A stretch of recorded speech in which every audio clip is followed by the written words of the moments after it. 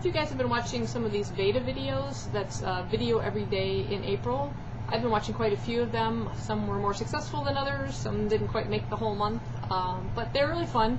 A lot of really great ideas. And one that I've been watching was Vebke over at One Book, One Review. And one of her videos, she happened to choose first sentences. And these could be just first sentences that she happened to like from books she's either read or not yet read, that grabbed her attention. You can also do first sentences you don't like from books, whichever. But she did this as a video as part of her Veda series, and a lot of comments suggested her turning it into a tag. So she did at the conclusion of her Veda month, and said she was going to just throw it out there and consider yourself all tagged. So in that moment I was tagged, so I decided I would do it too. I thought it was a really cool idea, and I've just got a kind of a fairly large selection of first sentences of books that I like. When I go shopping for a book, not only does the cover sort of first draw me in, and then the synopsis has to be intriguing enough for me to really want to pick it up and look closer at it, then there's that first sentence or that first paragraph that I want to know the voice that's going to be telling me the story. And it's something that usually grabs me right away, so I'll know I'm going to be liking this book, or at least intrigued enough to want to pick it up and purchase it. So this is sort of my selection. I'm just going to go ahead and get started. My first one is from Saving Mars by Sydney Swanson. She was the kind of girl who slept with books on her bed. Makes me like that first character right away. The Shadow and Bone by Leigh Bardugo. The servants called them Malenchki, little ghosts, because they were the smallest and the youngest, and because they haunted the Duke's house like giggling phantoms, darting in and out of rooms, hiding in cupboards to eavesdrop, sneaking into the kitchen to steal the last of the summer peaches. Dearly Departed by Leah Habel. I Was Buried Alive. Miss Peregrine's Home for Peculiar Children by Ransom Riggs.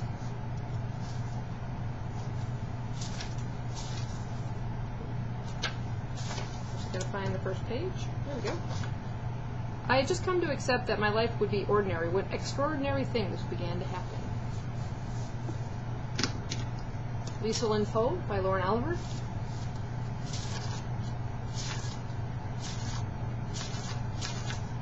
On the third night, after the day her father died, Liesl saw the ghost. The Shadow of the Wind by Carlos Ruiz Zafón.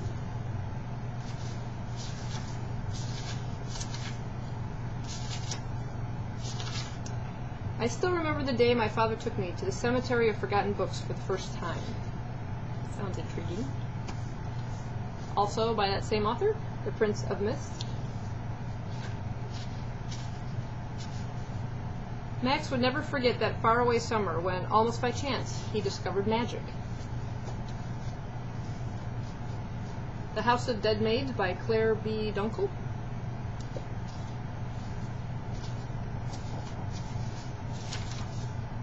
I was not the first girl she saw, nor the second, and as to why she chose me, I know that now. It was because she did not like me. I hope it wasn't that one. I wouldn't care if she liked me or not. Just stay away. The Maze Runner by James Dashner. He began his new life standing up, surrounded by cold darkness and stale, dusty air. Uglies by Scott Westerfeld. This one was rather humorous. The early summer sky was the color of cat vomit. I haven't read this series yet. This should be interesting with that first sentence. Once a Witch by Carolyn McCullough. Yep. I was born on the night of the Samhain, when the barrier between the worlds is whisper thin, and when magic, old magic, sings its heady and sweet song to anyone who cares to hear it. Feed by Mira Grant. Again, I haven't read the series yet, but when I read this first sentence, I thought it was pretty funny. Our story opens when countless stories have ended in the last 26 years, with an idiot, in this case my brother Sean, deciding it would be a good idea to go out and poke a zombie with a stick to see what happens. Croak by Gina D'Amico.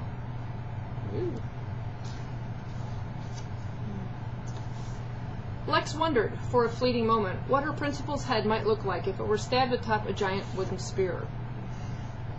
She has issues. A Monster Calls by Patrick Ness.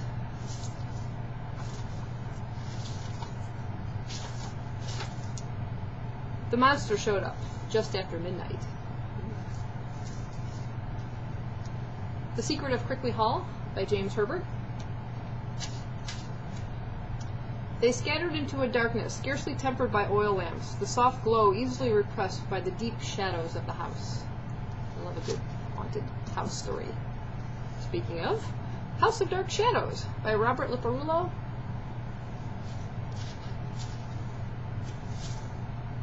The walls of the house absorbed the woman's screams until they felt to her as muffled and pointless as yelling underwater.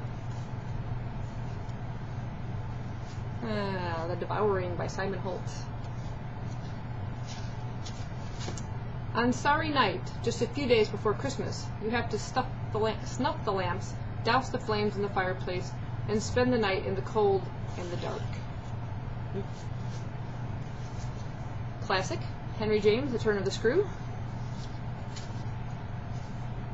The story had held us round the fire sufficiently breathless, but except the obvious remark that it was gruesome, as on Christmas Eve in an old house a strange tale should essentially be, I remember no comment uttered till somebody happened to say that it was the only case he had met in which such a vision had fallen on a child.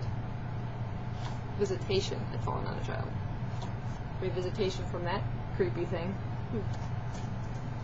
And two more. A House Called Awful End, first book in the Eddie Dickens trilogy by Philip Arbog. This one's rather humorous. When Eddie Dickens was 11 years old, both his parents caught some awful disease that made them turn yellow, go a bit crinkly around the edges, and smell of old hot water bottles. And then the Master, J.K. Rowling, Harry Potter and the Sorcerer's Stone. Mr. and Mrs. Dursley of No. 4 Privet Drive were proud to say that they were perfectly normal, thank you very much. So that's my collection of first sentences. Just ones that just kind of made me want to pick up the books and bring them home and hopefully eventually read some of them. I have read quite a few of these, but still more to go. And I'm sure you have your collection of books with interesting first sentences. You might want to go check them out and make your own video. Go ahead and do the tag, and if you could try and link it to One Book, One Review's first sentence video, which I will put a link to down below, that would be cool. It would keep them all together. Thanks for watching. Thank you, Vebke, for creating this tag, and I will talk to you later. Bye-bye.